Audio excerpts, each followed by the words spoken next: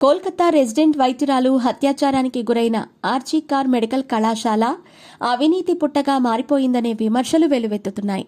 ఆ కళాశాల మాజీ ప్రిన్సిపల్ సందీప్ ఘోష్ అవినీతి అంతా ఇంతా కాదని తెలుస్తోంది. చివరికి అనాథ శవాలను కూడా సందీప్ ఘోష్ విక్రయించేవాడని, బంగ్లాదేశ్కు అక్రమంగా ఔషధాలను ఎగుమతి చేసేవాడని మాజీ ఉద్యోగి పేర్కొన్నారు.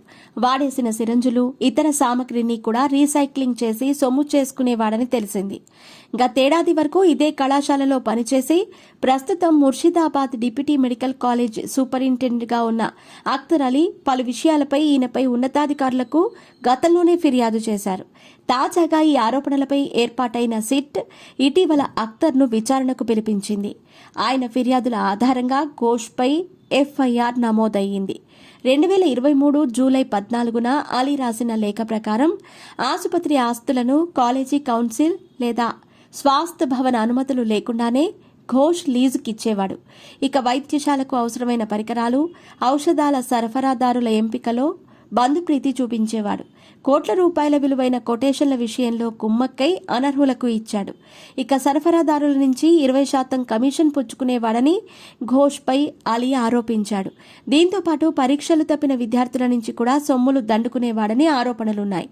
అనాథ శవాలు, వినియోగించిన సిరంజులు, సెలైన్ బాటిల్స్, రబ్బరు గ్లౌజులు వంటివి ఆసుపత్రిలో ప్రతి 2 రోజులకు 500 నుండి 600 కిలోలు పోగయ్యేవి.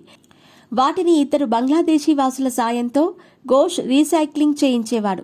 వీటిపై ఆలీ అప్పట్లోనే విజిలెన్స్ కమిషన్, ఏసీబీ, హెల్త్ డిపార్ట్మెంట్లకు ఫిర్యాదు చేశాడు. అప్పట్లో ఆయనపై వేసిన ఎంక్వైరీ కమిటీలో తాను కూడా సభ్యుడినని, అతడు దోషిగా తేలినా ఎవరూ చర్యలు తీసుకోలేదని పేర్కొన్నాడు. ఇక సందీప్ ఘోష్ తరచూ భార్యపై అమానవీయంగా దాడికి పాల్పడినట్టు ఆరోపణలున్నాయి. ఆమె సిజేరియన్ చేయించుకుని బిడ్డకు జన్మనిచ్చిన 14 రోజుల తర్వాత ఘోష్ తీవ్రంగా ఆమెపై దాడి చేసినట్టు ఇరుగు పొరుగు వారు చెబుతున్నారు.